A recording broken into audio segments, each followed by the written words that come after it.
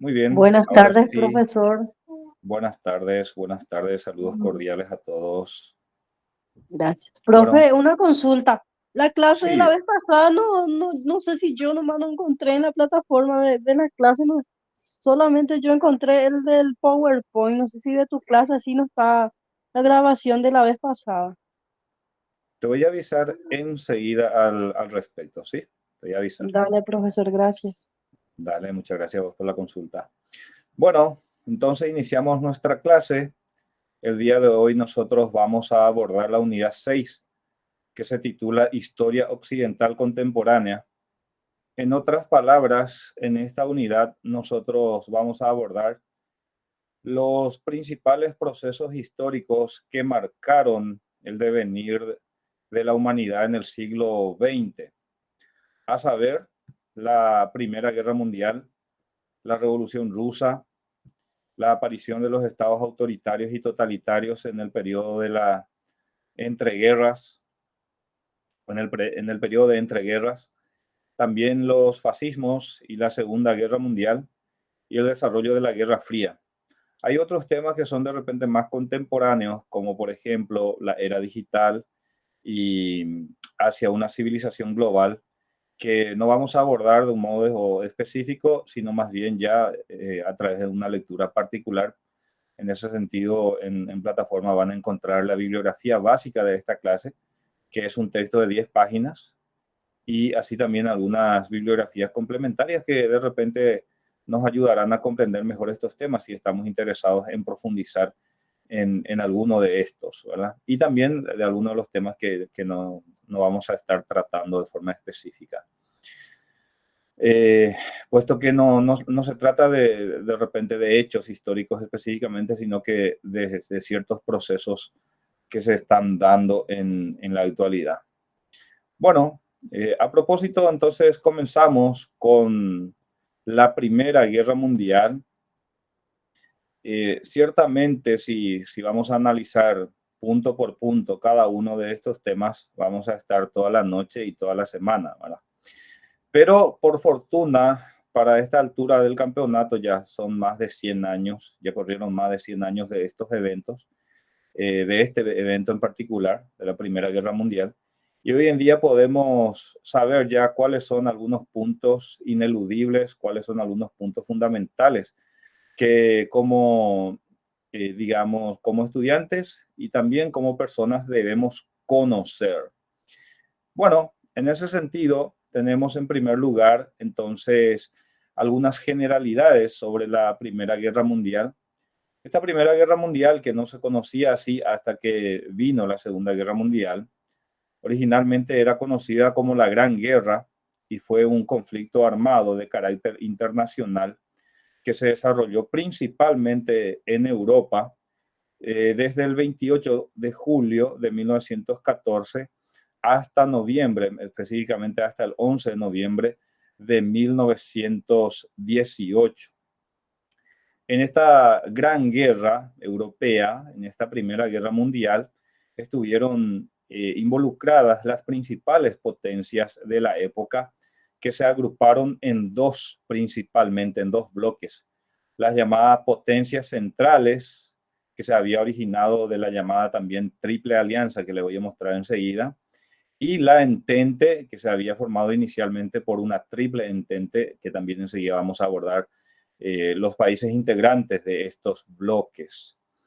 Eh, Ciertamente, si bien la guerra se centró principalmente en Europa, también dio la participación de dos países no europeos, como fueron los casos de Estados Unidos y de Japón.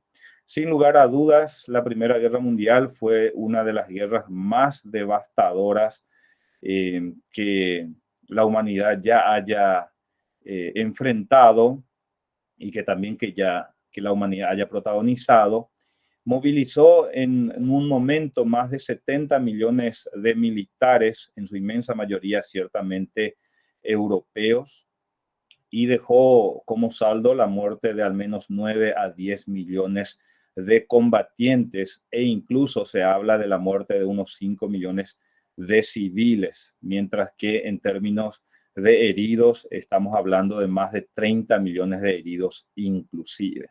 Entonces, estos son condimentos más que suficientes para que nosotros podamos entender entonces la complejidad del asunto y para que podamos comprender entonces cuáles fueron las causas que motivaron a esta Primera Guerra Mundial y así también algunos de los, digamos, hechos principales de esta guerra. Siempre nosotros cuando estudiamos un proceso o un hecho histórico, siempre queremos saber de repente cuáles fueron las causas o cuáles fueron los factores que desencadenaron estos conflictos o estos hechos en particular. Y en líneas generales, nosotros podemos decir que en Europa en ese momento se vivía un contexto de rivalidades entre los imperios. Así también se había dado una serie de alianzas previamente a la guerra. Se estaba viviendo un auge del nacionalismo y se estaban dando ciertas crisis diplomáticas que le voy a ir señalando brevemente. Uno de los antecedentes de la Primera Guerra Mundial, los antecedentes hace referencia en ese sentido a ciertas situaciones que se dieron en los momentos previos, fue un periodo conocido como la Paz Armada.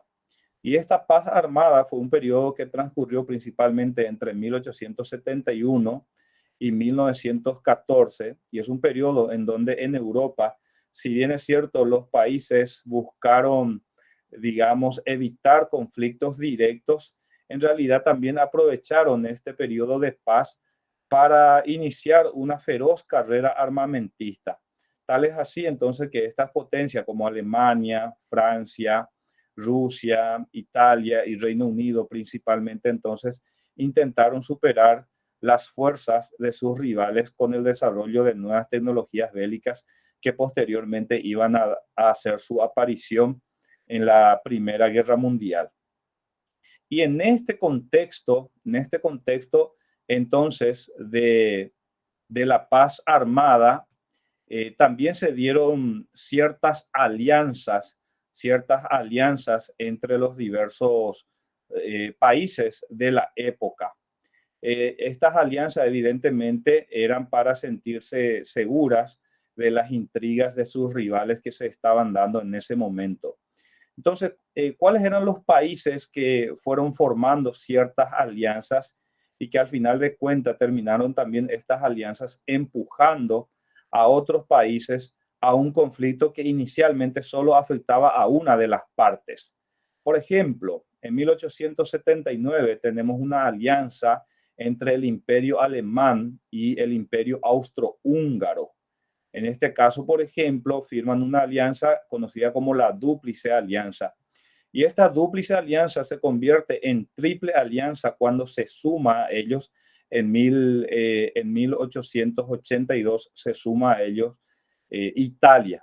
Entonces ahí tenemos un primer bloque de este sistema de alianzas que se conoce como la Triple Alianza. Si bien es cierto, posteriormente Italia no va a iniciar acciones bélicas al lado de Alemania y de Austria-Hungría.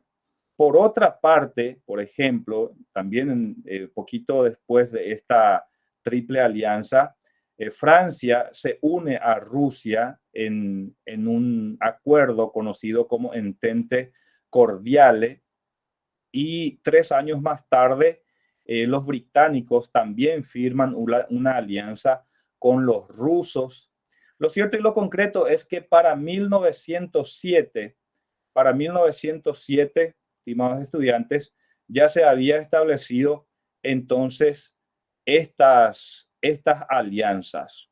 Por un lado, la Triple Alianza, como les decía, compuesta por el Imperio Austrohúngaro, el Reino de Italia y el Imperio Alemán.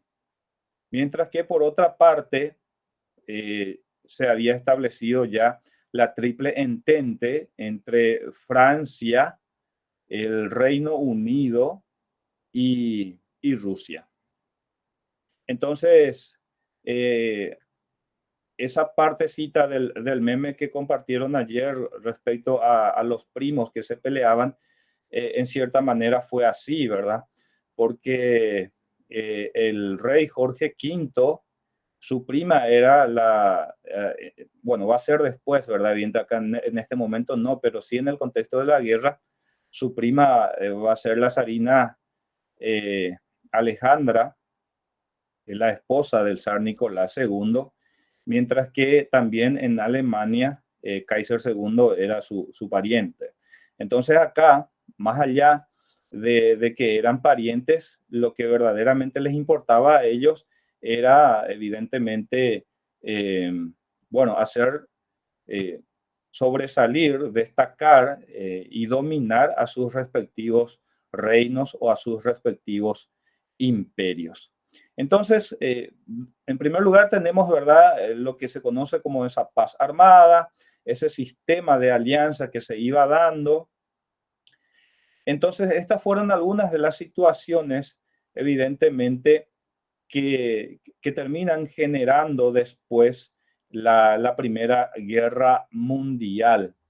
Con relación al nacionalismo, esto es muy importante también que podamos entender, porque ese sentimiento nacionalista, esa ideología nacionalista, ganó mucha fuerza, digo, a finales del siglo XIX y también a principios del siglo XX, porque comenzaron a aparecer en algunos estados, principalmente en algunos imperios como Austria-Hungría, ciertos proyectos que aspiraban a establecer de repente países independientes. En otras palabras, existían ciertos proyectos para liberar a, a algunos pueblos sometidos o controlados por el imperio austrohúngaro. Y esto era muy visible en la zona de los Balcanes, donde croatas, serbios, checos, que si bien es cierto no formaban parte del imperio austrohúngaro en sí, estaban sometidos o controlados por ello. Entonces, había un auge del nacionalismo en Europa que va a terminar desencadenando un asesinato en este caso, de Francisco Fernando en Sarajevo, y que va a ser aprovechado por Austria-Hungría para declarar la guerra a Serbia y a renglón seguido para que otros países salieran en defensa de Serbia y se iniciara una cadena de declaraciones de guerras. Entonces, podemos decir ciertamente que entre las causas de la Primera Guerra Mundial están esas rivalidades existentes entre las potencias de la época. Había también varios pleitos, resentimientos no resueltos de hechos históricos anteriores. Es decir, se vivía un periodo de mucha tensión que en cualquier momento un conflicto local podría desencadenar entonces un conflicto mayor. Otra de las causas que podemos decir entonces de la Primera Guerra Mundial fue la formación de estas alianzas políticas y militares, que como les expliqué, para 1907 ya teníamos la Triple Alianza por un lado y la Triple Entente por otro lado, que posteriormente ya en un contexto de guerra se van a transformar en las llamadas potencias centrales y la Entente.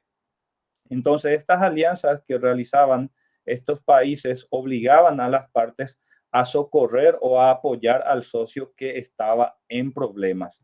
Así, un conflicto entre dos países contrarios indefectiblemente se convertía en un conflicto mayor, puesto que se involucraba entonces al resto. También respecto al nacionalismo, que motiva una serie de conflictos en la región de los Balcanes y ciertas crisis diplomáticas que no pudieron solucionar, por ejemplo, en un conflicto en Marruecos, donde Francia intentó apoderarse del país, pero el emperador el Kaiser Guillermo II, evitó eso en 1905, desembarcando en la localidad. Entonces hay una serie de conflictos diplomáticos también que hicieron que las tensiones se fueran, digamos, volviendo cada vez más fuertes y terminara desencadenando este conflicto. Bueno,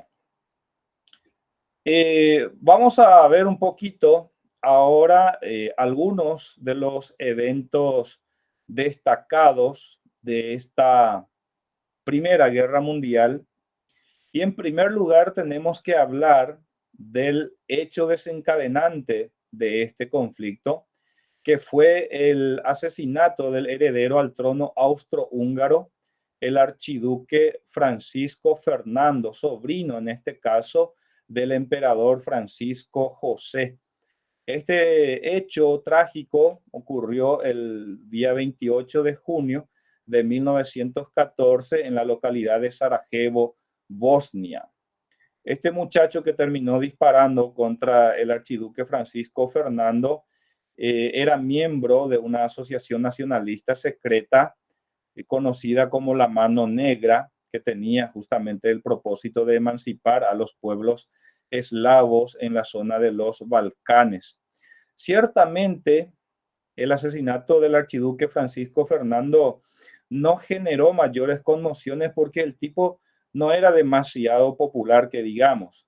Sin embargo, su tío, encargado entonces del gobierno austrohúngaro, consideró que era una magnífica oportunidad entonces para emprender ciertas acciones contra Serbia, porque este muchacho de nombre Gavrilo Princip era serbio y por lo tanto tomó esta ocasión como propicia para emprender acciones contra Serbia y poner fin a esos proyectos nacionalistas de los pueblos de los Balcanes. Y aquí se va a dar una serie de eventos que va a terminar arrastrando entonces a muchos países al conflicto. Solamente les voy a señalar de una manera rápida, ciertamente muchos de los temas que yo le estoy diciendo no vamos a abordar en el examen final, puesto que ya hay una guía de actividades sobre la cual vamos a guiarnos para nuestro examen, pero sí es bueno que ustedes comprendan de repente las situaciones que se fueron dando para que eh, se desencadenara entonces esta guerra. Entonces, el emperador, en este caso Francisco José, fue convencido, por lo tanto, por sus colaboradores más cercanos, de que era posible una victoria rápida sobre los serbios y que por lo tanto debía tomar acciones ante este asesinato. Recuerden que este asesinato ocurre el 28 de junio de 1914. Ahora, Francisco José tenía miedo, ciertamente, de que Rusia también saliera en defensa de Serbia, puesto que esto era algo que era muy posible de que ocurriera y ciertamente terminó ocurriendo después.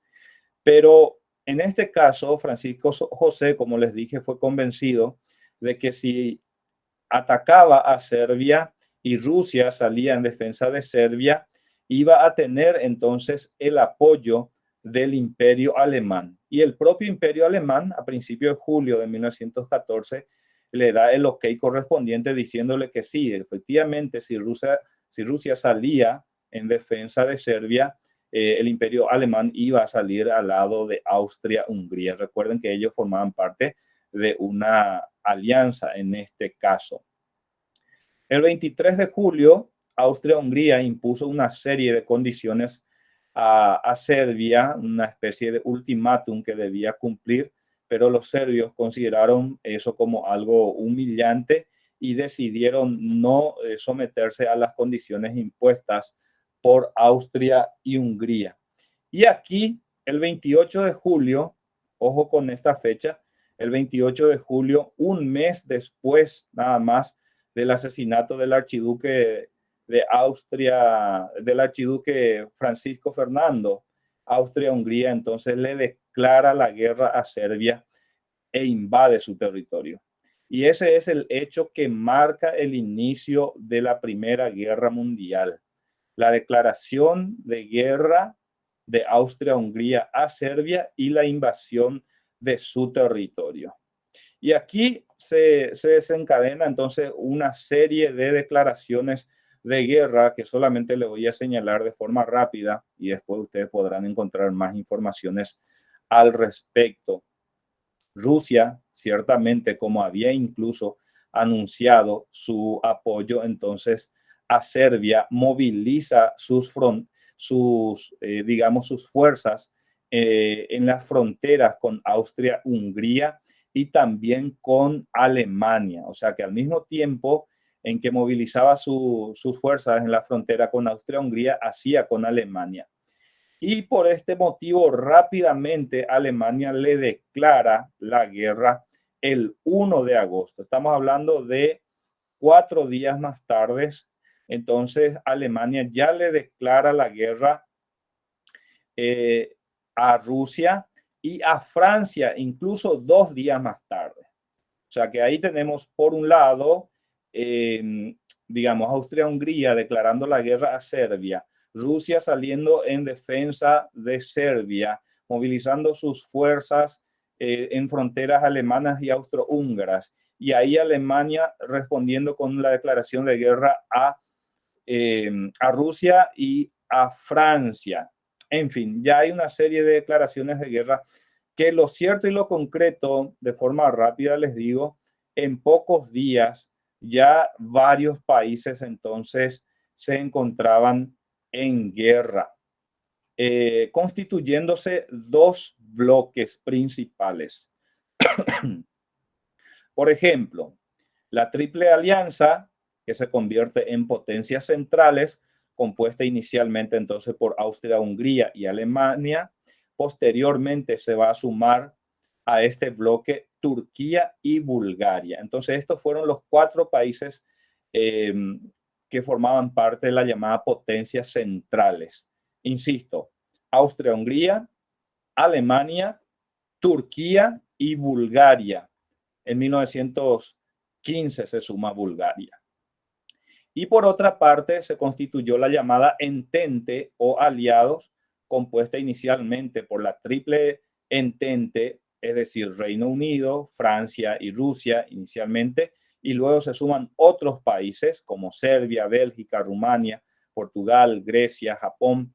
Y algo que a nosotros nos interesa por sobre todas las cosas es que Estados Unidos entra a la guerra en 1917 y este hecho va a terminar, digamos, constituyéndose en un elemento a favor de los aliados para la victoria en la guerra. Pero antes de hablar de estos hechos, también es interesante señalar algunos puntos llamativos aquí, como les decía. Tenemos, por ejemplo, la batalla de Somme. Esta batalla se libró entre julio y noviembre de 1916. Esto en Francia fue una de las batallas más largas y sangrientas de la guerra. Hubo enormes pérdidas humanas en ambos bandos. Se habla incluso de más de 1 millón de bajas en ambos bandos. Y ya en 1917, a raíz de una torpe maniobra diplomática alemana, de un telegrama que se interceptó, un telegrama enviado por el gobierno alemán a su representante en México para que indujera al gobierno mexicano a declararle la guerra a los Estados Unidos. Este telegrama fue interceptado y rápidamente esta situación fue utilizada por los Estados Unidos para entrar también a la guerra. Esto ocurrió en 1917 y su intervención proporcionó un impulso muy importante a los aliados y cambió el curso de la guerra, que terminó con la victoria de los aliados en 1918. Bueno, sigo rápidamente porque hay tantos temas que debemos tratar. En esta Primera Guerra Mundial también se dieron algunas innovaciones tecnológicas que no se habían dado en conflictos anteriores. Por ejemplo, se introdujeron las armas químicas como el gas mostaza y bueno, esta introducción ciertamente causó mucho sufrimiento que no se había experimentado con anterioridad en la guerra. También aparecen los tanques de guerra que fueron utilizados por primera vez por los británicos. También aparecen los aviones que desempeñan un papel bastante interesante, si bien es cierto, no determinante todavía, por sobre todas las cosas para las tareas de exploración, de reconocimiento, también en cierto sentido para el bombardeo y el combate. En la Primera Guerra Mundial también se utilizó esta llamada guerra de trinchera, digamos, algo característico, algo distintivo de esta guerra, que ciertamente por un lado proporcionaba protección a los soldados, pero por otra parte se constituían en espacios muy contaminados que también terminaron causando la muerte de muchos combatientes. Y siempre hablamos nosotros de las consecuencias de la guerra. Y las consecuencias de la guerra podemos nosotros abordar de distintas formas. Podemos hablar, por ejemplo, de consecuencias políticas, consecuencias demográficas, podemos hablar de repente de consecuencias económicas.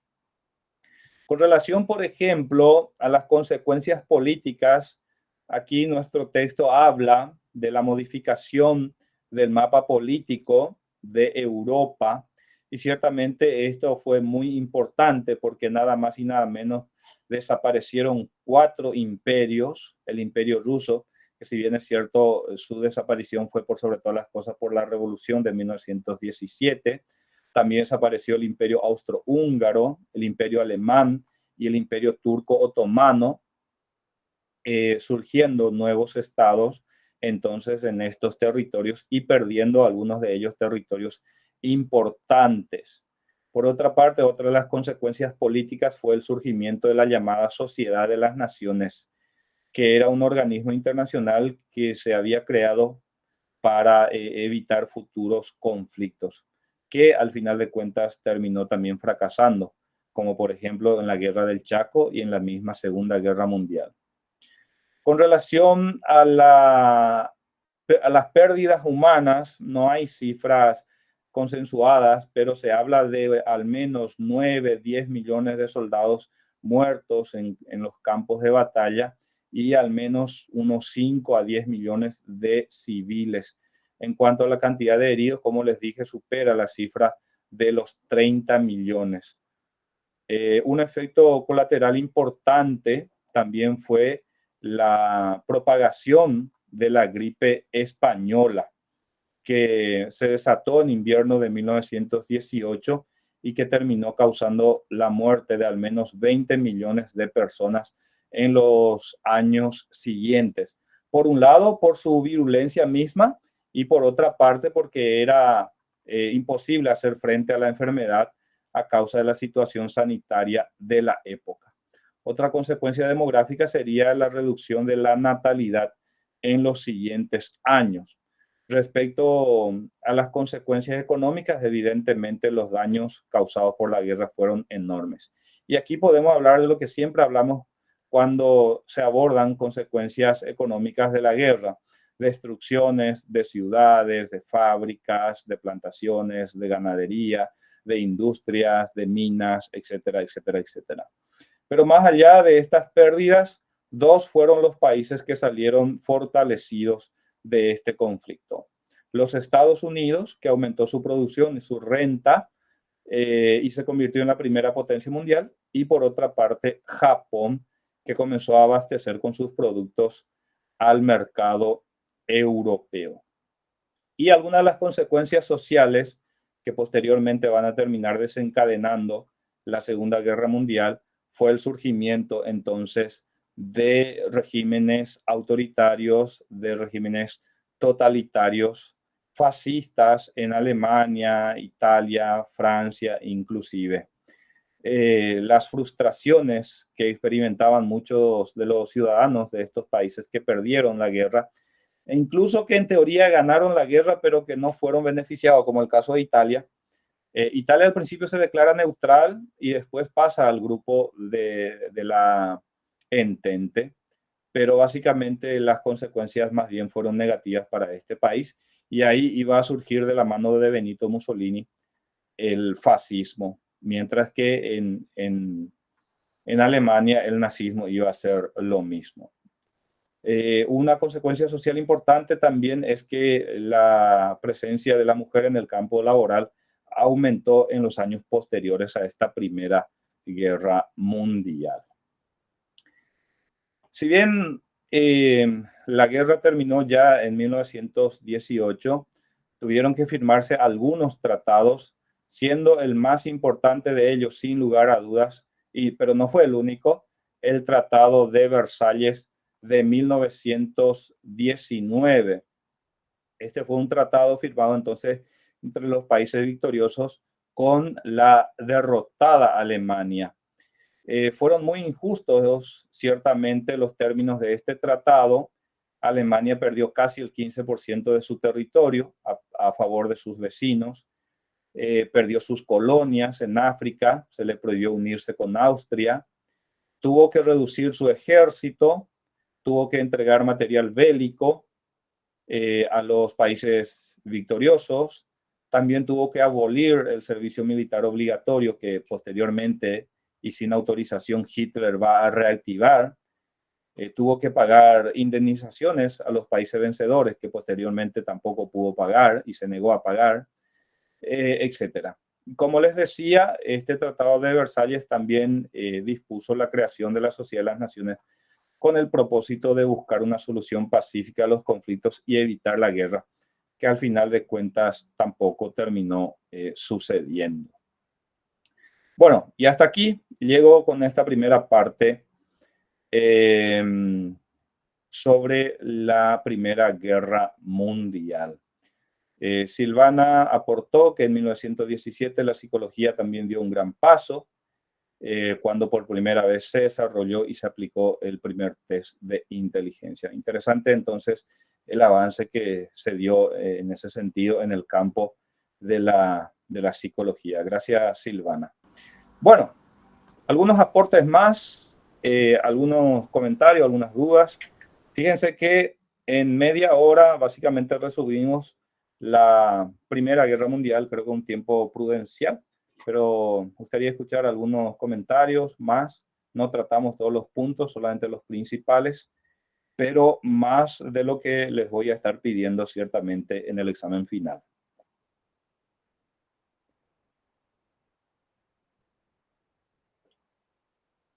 Bien, Silvana dice, debido a la necesidad de elaborar una herramienta sistemática que permitiera evaluar la inteligencia y el ajuste emocional de los soldados. Muy bien. Entonces, estos son algunos avances colaterales que se dan allí. Bueno, me están siguiendo, ¿verdad? Porque ese silencio no quiero que signifique abandono. No, de ninguna forma. Estamos esperando la Segunda Guerra. Muy bien. Estamos No atentos, profe. Gracias, gracias. Atenta, profe. Muy bien. Seguimos entonces. Gracias por sus reportes. Y vos te intentan de clase, profe, no estoy concentrado en no bailar lo quininijina. Muy bien, muy bien. Bueno, siempre que eso no signifique, como diría Silvana, el conductismo del profesor, el que habla, el alumno, el que escucha, ¿verdad? Pero bueno, está bien. Pero el conductismo tiene su servidor. Inclusive, Bueno. profe, si de repente se puede hacer un tipo con una consulta. Entonces, el gobierno de Hitler, diríamos que, viste, vos explicaba que Alemania ya estaba ya como en decadencia, ¿verdad? Y justo en eso asume Hitler. En parte, así en el fondo, el gobierno de Hitler entonces ayudó a todo esto. Mira, el gobierno de Hitler, por un lado, digamos, el ascenso de Hitler fue resultado de ciertas condiciones que se dieron en la posguerra en Alemania, como esa situación de pobreza, esa situación de humillación, de pago de deudas, en fin, una serie de condiciones que acabamos de ver en el Tratado de Versalles, ¿verdad? Eso por un lado termina empujando el ascenso entonces de un sujeto que predicaba que todo eso era injusto y que todo eso debía revertirse, y que por lo tanto ciertamente obtuvo el apoyo de gran parte del pueblo alemán. Pero Esto después va a terminar desencadenando a su vez la Segunda Guerra Mundial, porque Hitler ciertamente su propósito no era solamente criticar el Tratado de Versalles ni desconocer el Tratado de Versalles, sino también él tenía sus intereses políticos expansionistas que rápidamente se visualizaron con ciertas invasiones que él hizo a partir del 38, como vamos a ver enseguida. Ah, dale, profesor. Muchísimas gracias. A las órdenes. Bueno, pasamos entonces al segundo punto.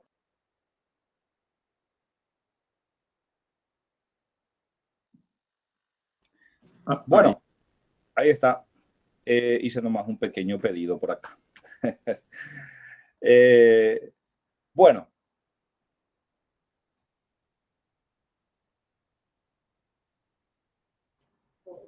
Bueno. Vamos a pasar entonces a la Revolución Rusa. Esto ocurre en el contexto de Primera Guerra Mundial en 1917. Pero para entender la Revolución Rusa de 1917 tenemos que retroceder nuevamente unos años, un par de décadas. Ciertamente el siglo XIX fue un periodo de grandes cambios que ya se estaban dando en Europa, pero sucedía algo distinto en Rusia. En Rusia, digamos que todavía se vivía en una especie de antiguo régimen donde la inmensa mayoría de la población vivía en precarias condiciones de vida y también tenía una sociedad estamental bastante desigual. Pero la mayoría de la población vivía en situación de pobreza y en la ignorancia, esto ya a finales del siglo XIX y principios del siglo XX. Entre tanto, la vida de la llamada aristocracia o de la nobleza se caracterizaba por lujos, por ostentación y así también por el derroche. Ya a principios del siglo XX y específicamente en 1905, se iba a producir un evento muy importante que se va a constituir en un antecedente de la Revolución Rusa de 1917 y que se conoce como la Revolución de 1905, pero también se la conoce como el Domingo Sangriento. ¿Y por qué el Domingo Sangriento? Justamente porque un día domingo, 9 de enero de 1945, digamos, el pueblo ruso salió a las calles a exigir, por un lado, la convocatoria a una asamblea y por otra parte a exigir el mejoramiento de las condiciones de vida de los trabajadores.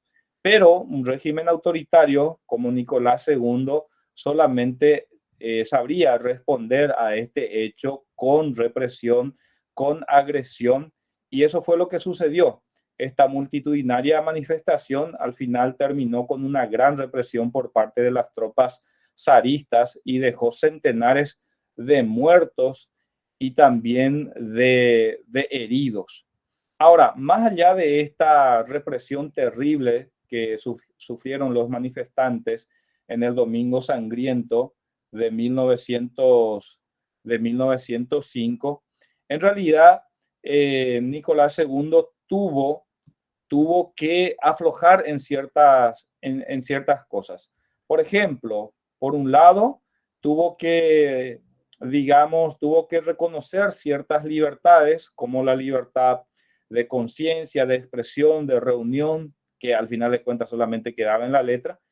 Y por otra parte, digamos, creó un organismo que en cierto sentido era un avance importante, pero que al final de cuentas su poder terminó siendo nulo. Y estamos hablando del Parlamento, la Duma, así era conocida como la Duma, el Parlamento ruso. Esta Duma entró en funcionamiento en 1906, pero en realidad no tuvo poder real. Al final de cuentas, Nicolás II seguía atribuyéndose todos los poderes posibles.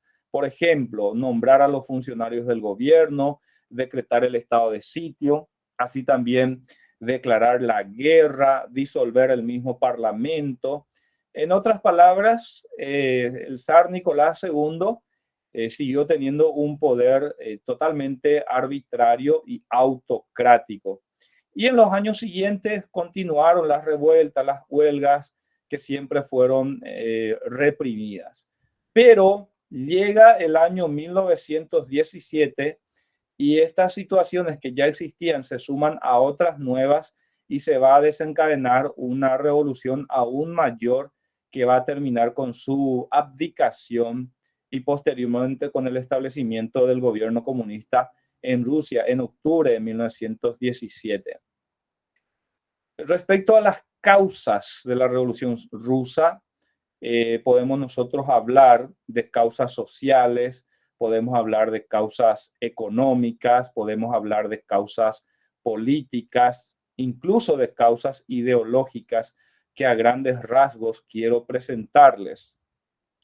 Con relación, por ejemplo, a las causas sociales, sin lugar a dudas podemos decir nosotros que la sociedad rusa era bastante desigual en el Imperio ruso. En la cúspide de la pirámide, puesto que realmente era una sociedad estamental, estaba el zar y su familia. Posteriormente estaban los funcionarios del gobierno, estaban la aristocracia, el clero, y ya en último lugar estaban prácticamente el pueblo llano, compuesto en su inmensa mayoría, en un 80% básicamente de la población compuesta por campesinos, que si bien es cierto ya no eran siervos, prácticamente su vida era muy similar a la de la servidumbre. Y había un 10% de obreros también en Rusia. Entonces estamos hablando nosotros de un 90% de la población rusa que vivía en condiciones precarias, ciertamente. Con relación, eso hace referencia a la desigualdad, ciertamente. Ahora, con relación a la pobreza, ¿por qué hablamos de una situación de pobreza? Bueno, en primer lugar, formar parte del estamento del pueblo llano realmente ya, en cierto sentido, dictaminaba la realidad de un individuo. Pero a eso habría que sumarle que Rusia, al ingresar a la Primera Guerra Mundial, pues tuvo como efecto colateral el abandono del campo y la disminución de la actividad industrial, porque ciertamente Rusia digamos, envió muchos soldados a la guerra. Entonces, todo esto termina generando un desabastecimiento y una inflación a raíz de la escasez de muchos productos básicos. Digamos, los precios de los productos aumentaron considerablemente y el poder adquisitivo disminuyó. Y rápidamente la hambruna, porque se habla realmente de hambruna, se generalizó y el gobierno del zar Nicolás II hizo poco o nada para solucionar ese inconveniente. Respecto al descontento popular, que por un lado es a causa de la pobreza, pero por otra parte también es a causa de los malos manejos del zar Nicolás II. Él tenía un gobierno ilimitado, gobernaba de una forma autocrática, como recién vimos. Las libertades estaban anuladas, el gobierno respondía con mucha violencia a cualquier atisbo de rebeldía, cualquier atisbo de huelga, de manifestación. La Duma no tenía ningún poder real. En fin, se habla de un gobierno despótico y este gobierno despótico ciertamente genera aún más malestar cuando en 1915, fíjense lo que ocurre en 1915, en 1915 nada más y nada menos que el propio zar Nicolás II partió al frente de batalla para hacerse personalmente a cargo del ejército. Entonces el zar Nicolás II abandona básicamente el gobierno, se pone al frente de sus soldados y la zarina, su esposa, Alejandra, es la que asume el poder absoluto. Y Alejandra, como necesitaba ciertos consejos en algunas cuestiones, recurrió al místico Grigori Rasputin, sobre quien también estuvieron ya hablando brevemente la vez pasada, que ejercía una influencia muy grande sobre la zarina, y no vamos a entrar en detalles los motivos de esa influencia, pero se habla de muchas cosas, entre ellos que Rasputin había sanado al hijo de la zarina y otras cuestiones más, ¿verdad? Hay teorías de todo un poco al respecto de esta relación Rasputin y la zarina Alejandra. Lo cierto es que mientras miles de rusos morían en el campo de batalla, en la corte se daban fiestas, derroches, y me quedo por allí, pero todo esto ciertamente generaba un desgobierno impresionante en Rusia. Todo esto sumado a las derrotas sufridas por las tropas rusas en la guerra, hacen entonces que se crean una coyuntura propicia para la insurrección. Pero faltaría de repente el factor ideológico que en aquel entonces había permeado bastante a la clase obrera rusa, que era justamente la influencia de la ideología marxista. Entonces, sumando todos estos factores, terminan desencadenando la llamada Revolución de Febrero, justamente en febrero de 1917. La revolución se inicia en esa fecha, a finales de febrero de 1917, una serie de manifestaciones que al final de cuentas termina con la abdicación de Nicolás II y el establecimiento de un gobierno provincial que, digamos, fue cambiando de miembros, pero que al final de cuentas terminó quedando a manos de Kerensky, de Alejandro Kerensky. Y este Alejandro Kerensky era del bloque de los mencheviques, de los socialistas más moderados, y no estaban demasiado dispuestos a realizar grandes cambios radicales. Entonces, por otro lado, Bernardino, te olvides tu micrófono, por favor. Acá yo puedo hacerlo. Gracias. Bernardino, me avisas. Les decía entonces, gente, que primero, en una primera fase, en esta revolución de febrero, se establece un gobierno provisional al mando de los socialistas moderados conocidos como mencheviques.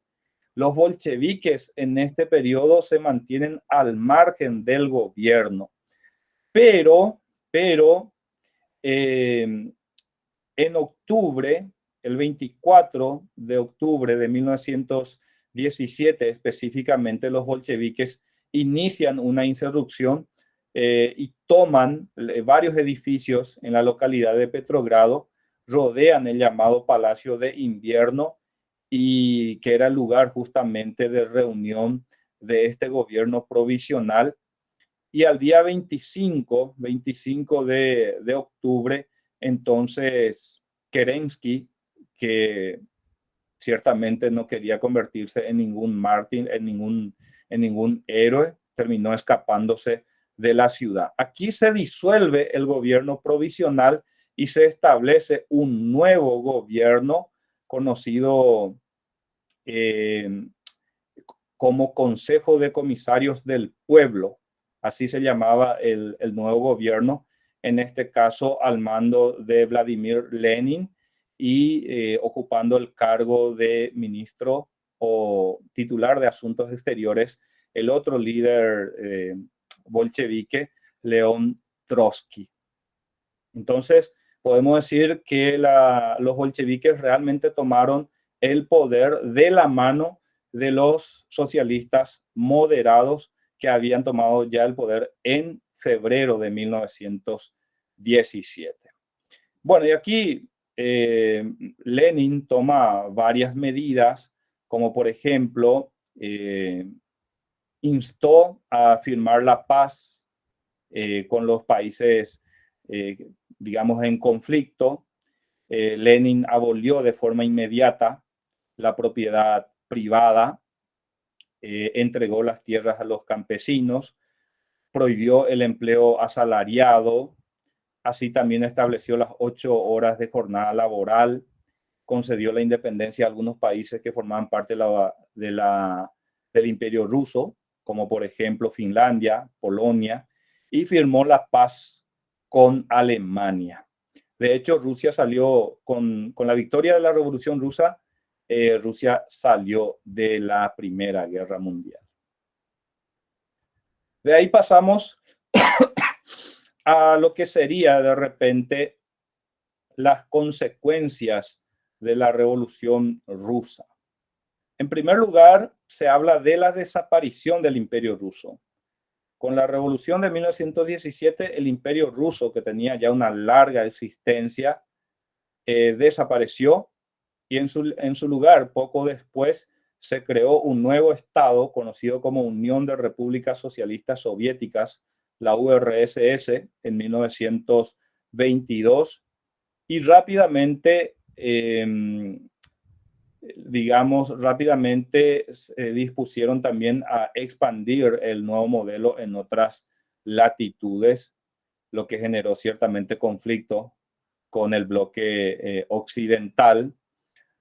Otra consecuencia importante es que hubo una guerra civil posterior a esta revolución rusa entre los llamados rusos rojos o comunistas y los rusos blancos, que eran los contrarrevolucionarios. Esto se extendió hasta 1923, una sangrienta guerra civil entonces entre bolcheviques y contrarrevolucionarios. Y ciertamente en los años siguientes íbamos a encontrar un despegue económico y militar importante de la Unión Soviética, que se convirtió para, digamos, 20 años más tarde en una potencia mundial. La Revolución Rusa también tuvo influencia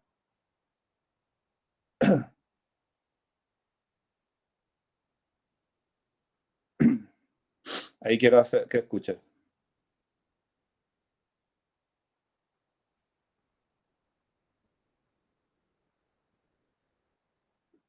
Muy bien. Esa era una frase, una grabación que hice ahí. No sé si se llegó a escuchar. No, profe. No, yo lo escuché. ¿No? Bueno, les decía nomás que también la Revolución Rusa ejerció una influencia importante en el surgimiento de los movimientos obreros en los años siguientes. Y si bien es cierto, la Guerra Fría propiamente dicha ya es en la Segunda Guerra Mundial, en realidad aquí con el establecimiento de la Unión Soviética ya comienzan las tensiones geopolíticas entre los Estados Unidos y Rusia, que ciertamente se van a convertir en la Guerra Fría allá a partir de 1947. Bueno, hasta aquí llegamos a este segundo punto. Hasta aquí llegamos a este segundo punto que habla entonces de la Revolución Rusa. Pasamos rápidamente entonces al tercer punto. Sí. Profe, la ideología comunista empezó con Lenin en Rusia, ¿verdad? Solo para quitarme esa duda. Bueno, a ver. La ideología comunista como sinónimo de marxismo evidentemente se inicia con Marx, ¿verdad? Ya a mediados del siglo XIX. Ahora, Lenin lo que hace es una interpretación, digamos, de las doctrinas de Marx y termina estableciendo un modelo particular conocido como el marxismo-leninismo. O sea, en este caso en particular, digamos, la idea central, la idea principal o general aporta Marx, pero Lenin realiza la interpretación, digamos, en un contexto del Imperio Ruso, y él le da su propio toque. Por eso es que se habla, por un lado, del marxismo de Marx y del marxismo de Lenin. E incluso después van a surgir, por ejemplo, el marxismo trotskista, a partir de la interpretación de Trotsky y más. ¿Se entienden? Pero ciertamente es Lenin quien establece con los demás socialistas bolcheviques, la llamada Rusia comunista, de la mano de Lenin. Eso es efectivamente es así. Gracias, profe. Y luego va a venir Stalin, ¿verdad? Bueno, ahora llegamos al periodo conocido como entreguerras, el periodo de entreguerras. En este periodo de entreguerras, nosotros tenemos una serie de situaciones interesantes. Por ejemplo, surgen los regímenes totalitarios y autoritarios en Europa, como por ejemplo aparece Benito Mussolini en Alemania, en Italia, Hitler en Alemania, más tarde de la mano del propio Stalin, el régimen, digamos, el régimen comunista bastante radicalizado. Todos estos, digamos, estos procesos políticos van a terminar a su vez generando una serie de tensiones que van a desembocar en la llamada Segunda Guerra Mundial. Nosotros vamos a ver ya enseguida la Segunda Guerra Mundial. Ahí les voy a explicar mejor respecto a los estados autoritarios y sus características principales. Pero básicamente hablamos, por ejemplo, que en Italia, bajo el liderazgo de Mussolini, entonces se instaura desde los años 20 el fascismo, que se caracterizaba específicamente por el culto a la personalidad y así también por el afán de expansión territorial del propio Mussolini, que en su momento previo a la guerra había hablado del proyecto de establecer un nuevo imperio romano, mientras que en Alemania el régimen de Hitler se caracterizó por un lado por su antisemitismo, así también a la persecución de minorías y la propagación de la ideología nazi, en este caso de la ideología de la superioridad de la raza aria. A su vez, en Rusia, Stalin estableció un régimen comunista basado en el modelo económico de la colectivización y en lo político caracterizado entonces por la represión y las purgas o limpiezas, por limpieza política, ¿verdad? Y por el lado de Japón también encontramos una militarización, un deseo de expansión a través de la llamada Segunda Guerra Sino-Japonesa entre China y Japón. Entonces, todas estas circunstancias se van a sumar para dar lugar a la llamada Segunda Guerra Mundial, que ahora vamos a ver. La Segunda Guerra Mundial, fíjense, estimados estudiantes, fíjense un poco. La Segunda Guerra Mundial se inicia en 1939. O sea que 20 años después de la firma del Tratado de Versalles de 1919, el mundo se veía nuevamente envuelto en un conflicto bélico internacional que sí, esta vez sus efectos llegaron a todos los rincones del planeta, ya sea directa o indirectamente. Esta sí que fue una guerra, digamos, en el pleno sentido de la palabra, una guerra mundial. No solamente, digamos, por los impactos, por las consecuencias, sino también por el hecho de que los enfrentamientos se dieron en varios continentes. Encontramos, por ejemplo, encontramos enfrentamientos en Europa, en África, en Asia, en América, en fin, en una serie de lugares que en la Primera Guerra Mundial no se había dado. La Segunda Guerra Mundial, en ese sentido, fue la contienda armada más devastadora, más trágica, más global que la humanidad haya experimentado hasta el presente y que ojalá nunca superemos y que ojalá nunca superemos, ¿verdad? Lastimosamente aquí muchas veces nosotros nos damos cuenta de que la historia, siendo maestra de la vida, como les decía, en un momento determinado, tiene alumnos muy pésimos que al final de cuentas seguimos. Claro que las guerras continúan, ¿verdad? Pero estoy hablando de una guerra ciertamente global, que sería mucho más trágica. Esta Segunda Guerra Mundial tiene una fecha de inicio, 1 de septiembre de 1939. Y hay un hecho, la invasión alemana de Polonia. Y también tiene una fecha de su fin, el 2 de septiembre de 1945, con la rendición de Japón. En esta Segunda Guerra Mundial también se dieron nuevos experimentos de nuevos armamentos como la bomba atómica, y así también se cometieron crímenes de guerra como el caso del Holocausto judío. Bueno, hablemos de las causas de esta Segunda Guerra Mundial. Y muchas de las causas de esta guerra en realidad guardan relación con situaciones que se dieron en la post-Primera Guerra Mundial.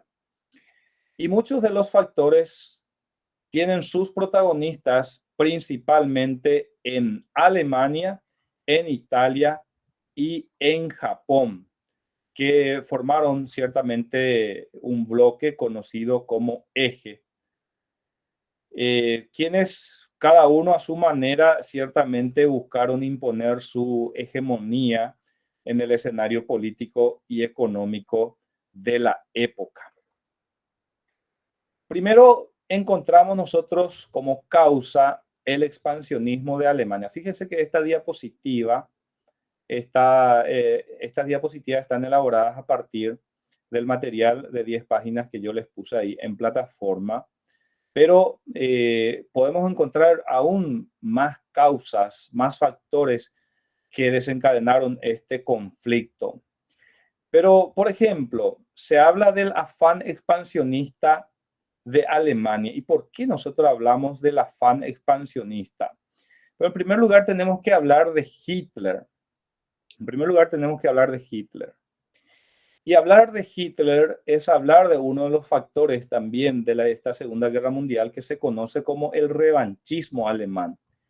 En Alemania se dio ciertamente una especie de revanchismo a raíz de los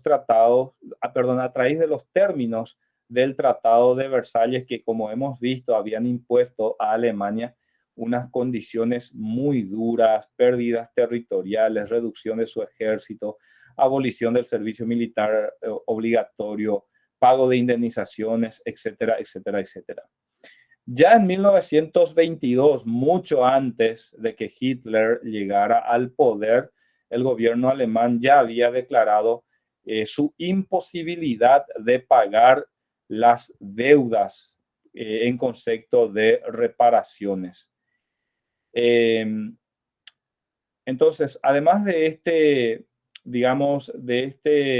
revanchismo alemán, es bueno que nosotros entendamos cómo fue ascendiendo el nazismo en Alemania. Y el nazismo en Alemania surge a partir de ese descontento popular y esa crisis económica de la posguerra, puesto que aparece la figura de Adolf Hitler, que al principio fue nombrado canciller en 1933 por el propio presidente Hindenburg, y en 1934 Hitler se adueña por completo del poder y se autodesigna Führer de Alemania en 1934. Fíjense, estamos hablando de 5 años antes de la guerra. Y desde su llegada al poder, Hitler comenzó a defender una política agresiva de revisión de los términos del Tratado de Versalles. Tal es así que en 1935, a pesar de que estaba prohibido, Hitler reactivó o restableció el servicio militar obligatorio e incluso remilitarizó una región que, digamos, no debía remilitarizar. Entonces, hablamos de un revanchismo alemán a causa de los términos del Tratado de Versalles y por otra parte del ascenso del nazismo en Alemania desde los años 30 específicamente. ¿Y por qué hablamos de expansionismo de Alemania? Porque efectivamente Adolf Hitler tenía la intención de anexar los territorios con población alemana. En este caso, en particular, se interesaba por Austria y Checoslovaquia. En 1938, las tropas alemanas ya ingresan en Viena y anexan el territorio de Austria. Pero en ese momento, las potencias occidentales como Francia, Gran Bretaña, Estados Unidos, no le frenan todavía el carro a Hitler, pensando que con eso quizá, se iba a calmar. Pero eso no sucedió. En 1938 también Adolf Hitler anexó parte de Checoslovaquia y poco después ya ocupó el resto del país.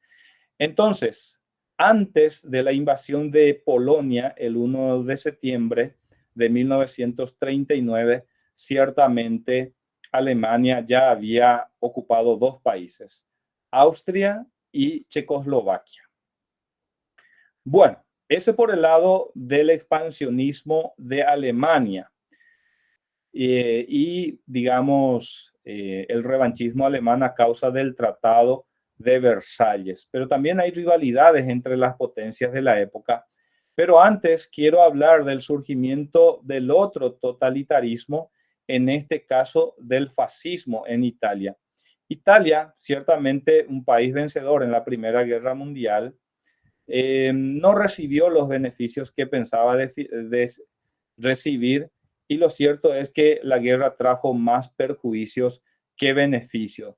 Todo eso termina generando que en 1921 se funde el Partido Nacional Fascista de la mano de Benito Mussolini, un movimiento político antidemocrático, ultranacionalista de extrema derecha que ciertamente aspiraba a restaurar y ampliar los territorios italianos. Cuando llega al poder Mussolini en 1922, al ser electo presidente del Reino de Italia, más específicamente presidente del Consejo de Ministros, porque en aquel entonces Italia era un reino y su rey se llamaba Víctor Manuel III.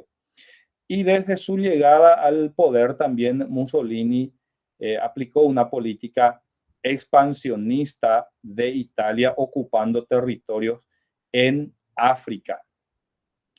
Bueno, todo esto evidentemente genera una situación de tensión también vivida en este caso entre chinos y japoneses en una guerra que ellos estaban llevando a cabo en esa región del mundo.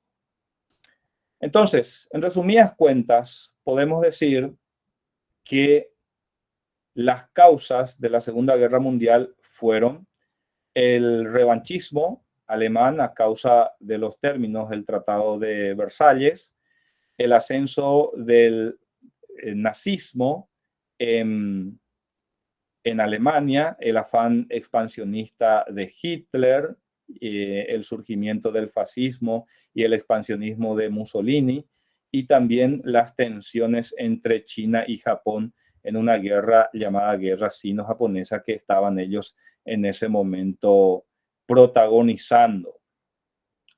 Bueno, eso en 1937. Y claro está que la Sociedad de las Naciones que se había creado para evitar la guerra no evitó la misma. Por lo tanto, se puede hablar de la ineficacia de la Sociedad de las Naciones como una de las causas de la Segunda Guerra Mundial. En esta Segunda Guerra Mundial se enfrentaron dos bloques principales, con sus países aliados ciertamente. El caso del eje, compuesto por Alemania, Italia, Japón, y el bloque de los aliados, compuesto por Estados Unidos, Reino Unido, Unión Soviética, y me faltó colocar aquí, Francia. Estos fueron los países, digamos, principales. Después hay otros países que también formaron parte de cada uno de los bloques. Por ejemplo, en el bloque de las potencias del eje también aparece Bulgaria, Hungría, Rumania, Finlandia, Tailandia y otros países que de repente ya tuvieron una participación más bien anecdótica. Pero estos fueron los países principales que se enfrentaron en esta Segunda Guerra Mundial. Y fíjense lo paradójico, dos sistemas totalmente opuestos, dos países totalmente enemistados, unidos en una misma lucha. La Unión Soviética y los Estados Unidos. Un país comunista con un país capitalista. Pero esas son las circunstancias que se van dando en la política. Algunos eventos claves, no vamos a agotar ciertamente todos los temas de la Segunda Guerra Mundial, pero en primer lugar es bueno señalar entonces la invasión de Polonia por parte de las tropas alemanas en 1939, el 1 de septiembre, esto que fue el evento que desencadenó el conflicto. También se destaca, por ejemplo, el ataque japonés a la base estadounidense de Pearl Harbor, esto en 1941, que llevó a la entrada de Estados Unidos en la guerra. Seguramente más de uno de ustedes ya vieron la famosa película Pearl Harbor. Después, por ejemplo, también está la famosa batalla de Stalingrado entre 1942 y 43, que ciertamente fue un punto de inflexión en el frente oriental porque el ejército ruso, soviético en este caso, detuvo el avance alemán y Alemania sufrió pérdidas irreparables en esta batalla de Stalingrado. También tenemos el desembarco de Normandía en 1944, que fue una operación fundamental que permitió a los aliados iniciar la liberación de Europa occidental, iniciándose con la liberación de Francia. Estos son algunos nada más de los eventos que debemos conocer de esta Segunda Guerra Mundial. La Segunda Guerra Mundial, digamos, también fue un escenario que dio lugar a ciertos, digamos, a ciertos crímenes de guerra, en este caso de la mano de los nazis que llevaron a cabo el llamado Holocausto, un genocidio y por lo tanto una matanza sistemática y planificada, que ciertamente no vamos a entrar a discutir en términos de números si es tanto como dijeron o no, pero ciertamente sí existió esta matanza sistemática y planificada, no solamente de los judíos, sino también de otros grupos étnicos y minorías. Muchas personas fueron perseguidas, encarceladas, asesinadas en campo de concentración, en primer lugar, y luego campo de exterminio. Esto da para toda una clase, evidentemente, pero por aquí dejamos para señalar entonces que en esta Segunda Guerra Mundial se cometieron muchos crímenes. Ojo que no solamente de la mano de los alemanes, los estadounidenses o los propios rusos, por ejemplo, en Alemania, se habla de violaciones masivas, de matanza de prisioneros, etc. O sea que hay una infinidad de crímenes que podríamos abordar en una clase aparte, pero que sí sucedieron. En el caso de los Estados Unidos, ¿por qué no considerar, por ejemplo, la prueba de las bombas nucleares sobre Hiroshima y Nagasaki como un crimen, ¿verdad? Que ciertamente, desde mi perspectiva, fue, porque mucha gente que no tenía nada que ver con la guerra terminó sufriendo las consecuencias. Se habla de miles y miles de muertos en estas con el lanzamiento de estas dos bombas atómicas. Sí, Iván. Sí, quería compartir que tuve la oportunidad de conocer el Museo del Holocausto que está en Buenos Aires. Ciertamente está más asociado al Holocausto judío, pero se puede apreciar también que fue una persecución a muchos otros grupos más también. Gitanos, opositores políticos, homosexuales. Y aparte del museo que visité también, bueno, se sabe que hay muchísimas películas al respecto también de la Segunda Guerra Mundial y demás que está muy bueno para complementar. Bien, Iván, muchas gracias por comentar tu experiencia. Sí, después de repente podemos compartir en el grupo algunos enlaces, algún nombre de película, de repente a los que quieran conocer un poco más desde la perspectiva del cine, ¿verdad? Ciertamente hay para todos los gustos y de todos los colores y evidentemente va a depender ya de la conciencia crítica de cada uno, absorber lo que se tenga que absorber de cada uno de ellos. Así que gracias, Iván, por tu aporte interesante. ¿Me puedes decir cómo se llama ese museo? Repetir, por favor. Museo, sí, del Holocausto Judío en Buenos Aires. En Buenos Aires, en Buenos Aires. Sí. Muy bien. Gracias, Iván, gracias. Bueno, aquí llegamos al punto de las consecuencias de la Segunda Guerra Mundial.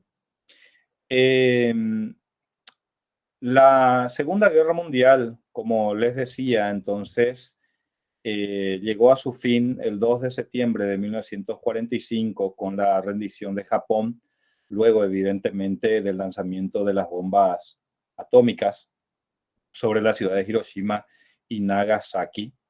Exactamente 6 años después del inicio, entonces la guerra llegaba a su fin.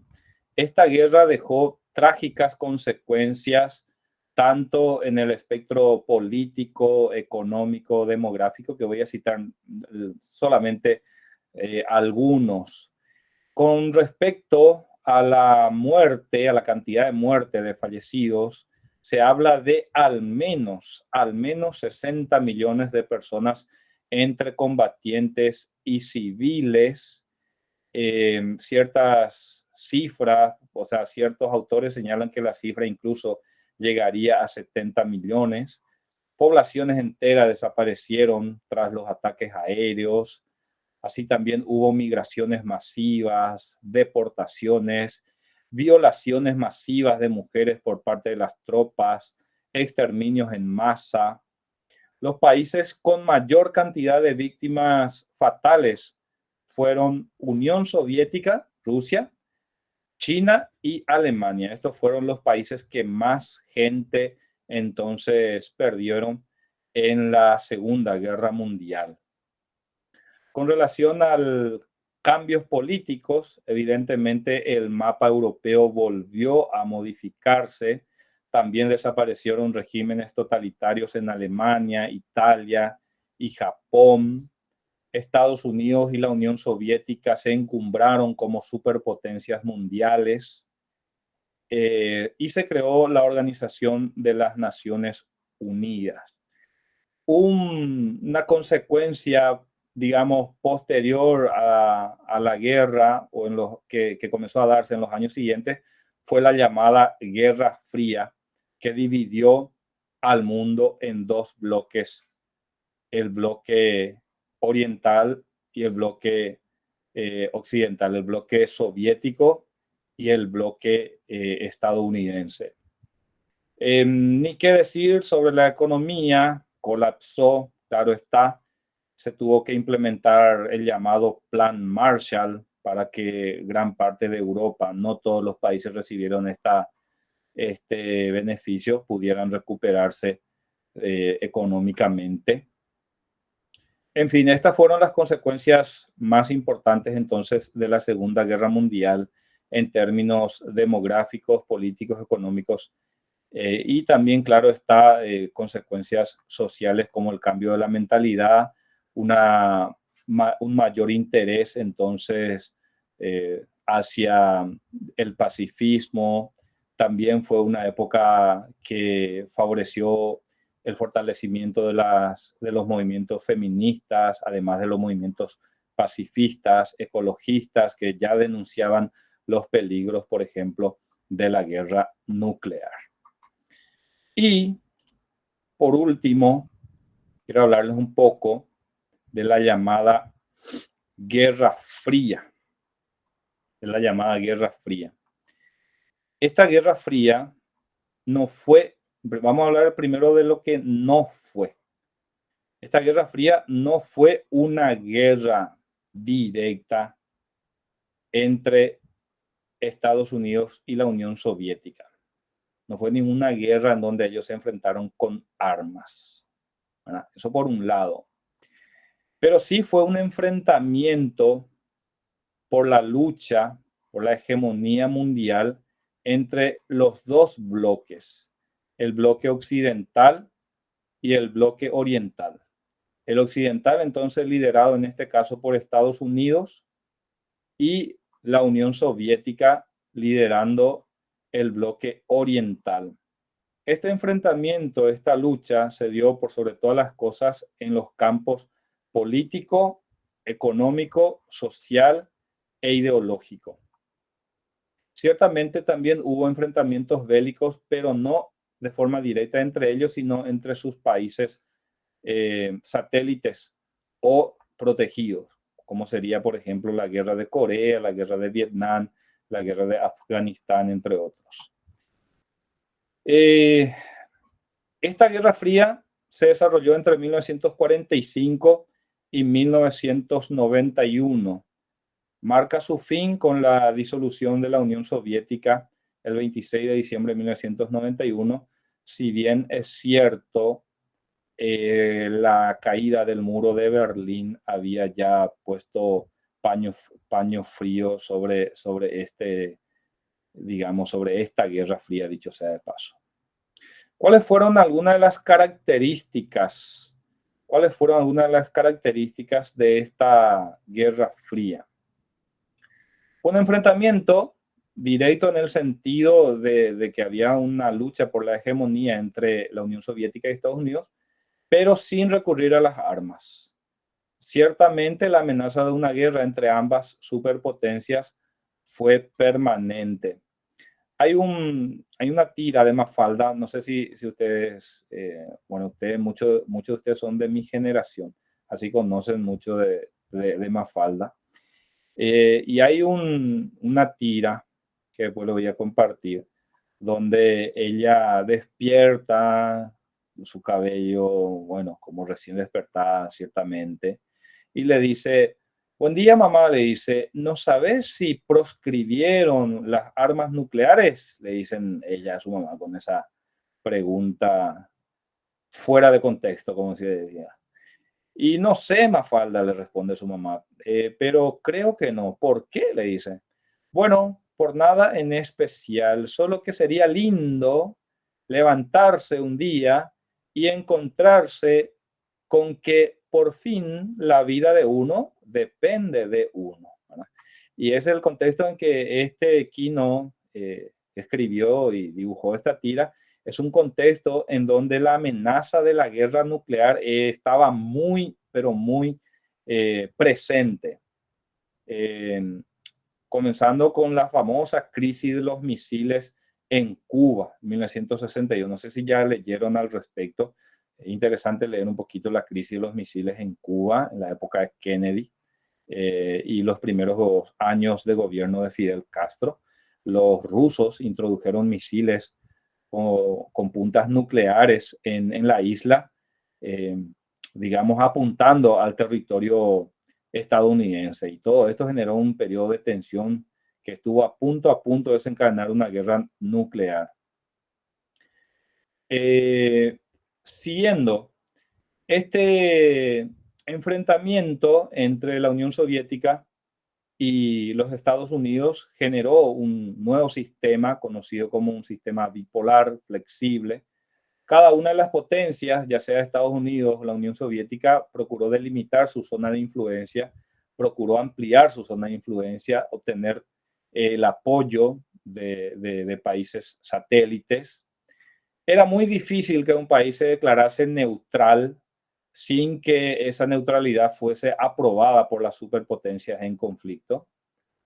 El conflicto era mundializado, se convirtió en un enfrentamiento globalizado, no directo, como les dije.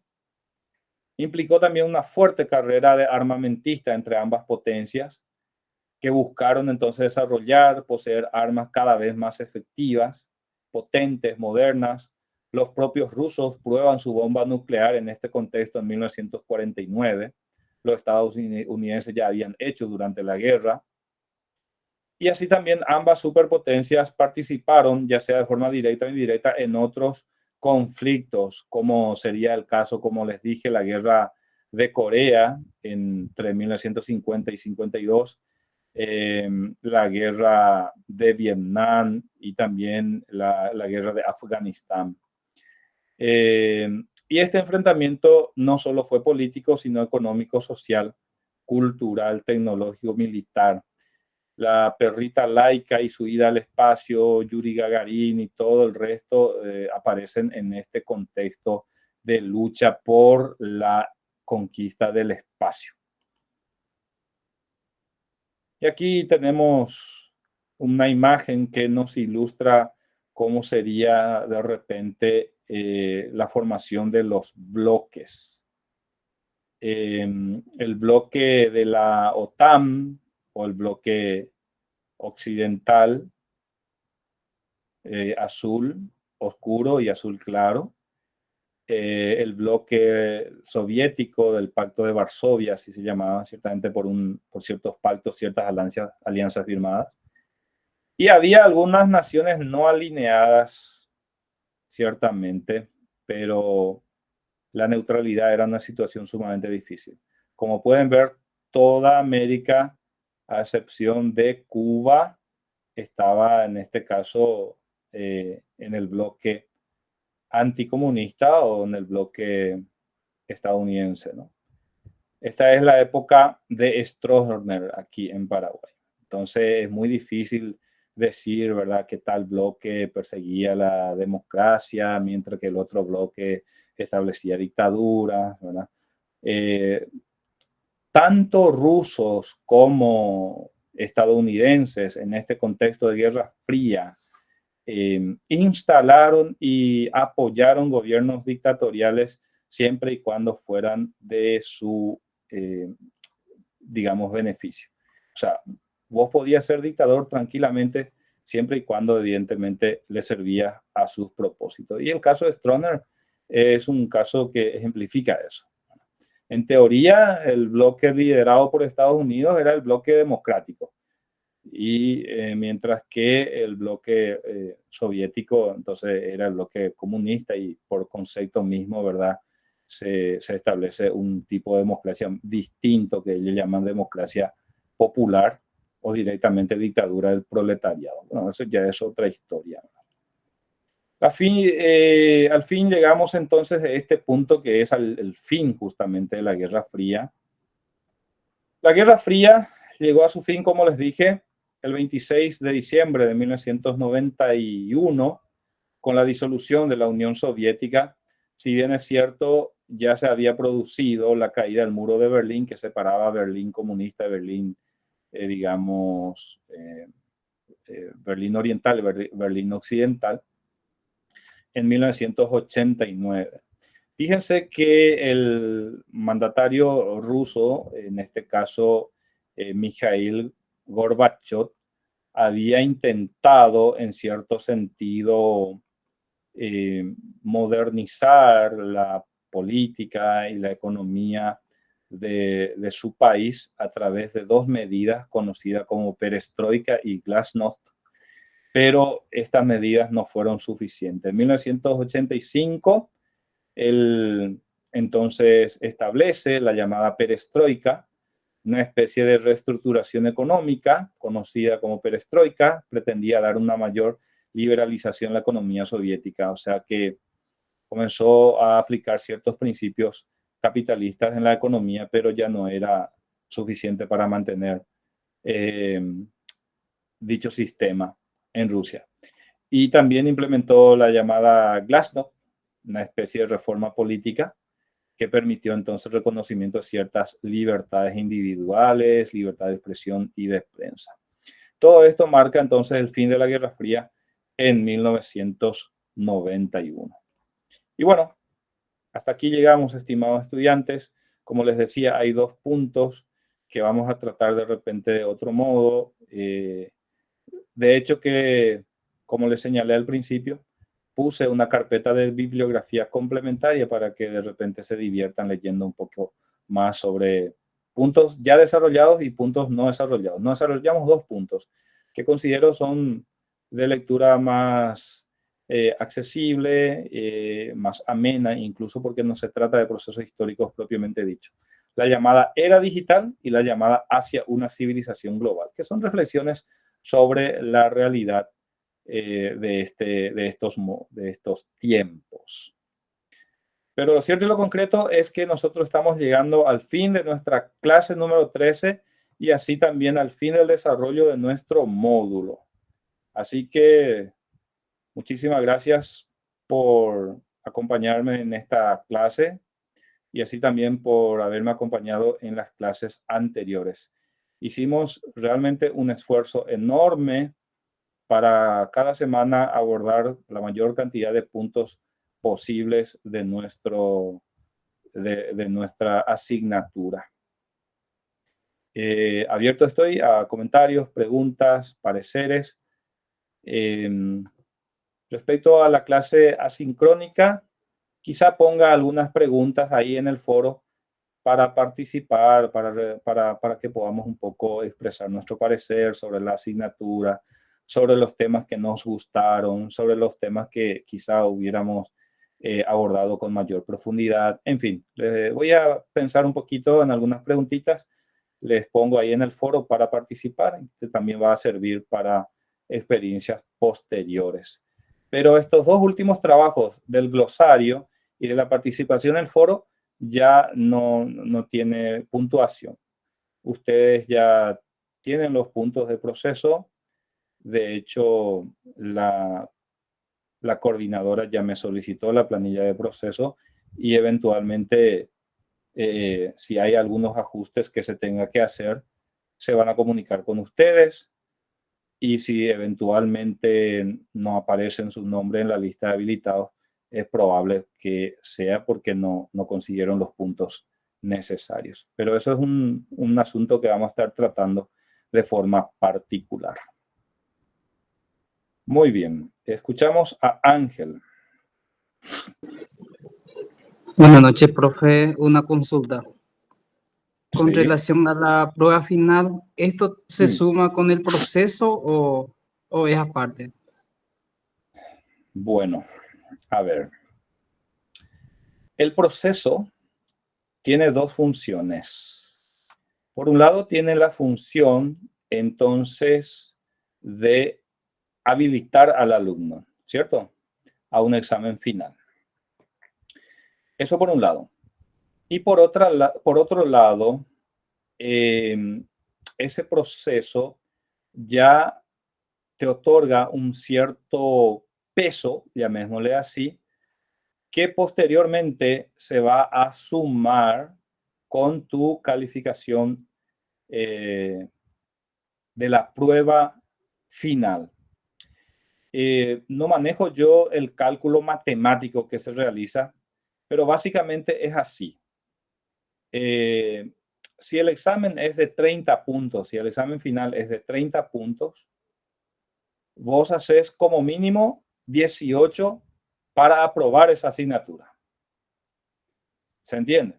Entonces, haces 18 puntos. Pero si por ahí tuviste un buen proceso, por ejemplo, tu nota final no va a ser 2. A lo mejor puede ser que suba a 3, por ejemplo. ¿Me explico? ¿Por qué va a subir a 3? Porque tuviste un buen proceso. Puede ocurrir algo distinto. Por ejemplo, hace 30 sobre 30. Cualquiera puede esperar un 5, ¿verdad? Pero resulta ser que después tiene un 4. Tampoco va a bajar a 2, ¿verdad? Pero tiene un 4. Y uno dice, ¿y por qué yo tengo 4? Y bueno, y mira, en tu proceso vos hiciste tanto por ciento nomás. Por lo tanto, por tal razón, al hacer la sumatoria correspondiente, tu nota final es 4. En otras palabras, vos tenés que hacer un mínimo de 60% en tu examen final y después ya dejamos al sistema para que calcule con tu proceso cuánto es tu calificación final. Pero sí tiene peso. El proceso tiene peso en la calificación final. ¿Está bien, Ángel? Perfecto, profe, se entiende. Muy bien. Como les decía, anteriormente nosotros hablábamos de que si tenés tantos puntos, tenés tanto de peso, pero hoy en día se sistematizó todito y es un poco más complejo el cálculo. Tal es así que la gente encargada porque nosotros ya no hacemos más las planillas, nosotros solamente pasamos los puntajes y el sistema es el que calcula todo ese tema. Pero sí les digo que si tienen un proceso bueno, eso ayuda mucho en la calificación final. ¿Alguna otra Profesor, pregunta? Sí. permiso, profesor. Una le consulta del examen va a ser selección múltiple, así como el trabajo de, ¿cómo decirte? Como estaba diciendo recién, como el trabajo acumulado que fuimos haciendo. Mira, sí, así va a ser. Y Pero va, profe, permiso, profe. Y va a ser solamente con esos dos últimos temas, el de hoy y el de la clase pasada, ¿verdad? así es, Lorena. Perfecto. Entonces sería un examen de 30, 40 ítems, ¿verdad? Teniendo en cuenta que el 60%, o sea, no es 60%, 60 puntos valía el trabajo total que hicimos durante la clase. Sí, eso también está ya establecido. No recuerdo bien si es de 30 puntos o de 40 puntos. Pero sí les digo que hay un mínimo de 30 y un máximo de 40. Y va a ser de selección múltiple. Muchas gracias, profe, por la aclaración. Bueno. Sí. A ver, gente.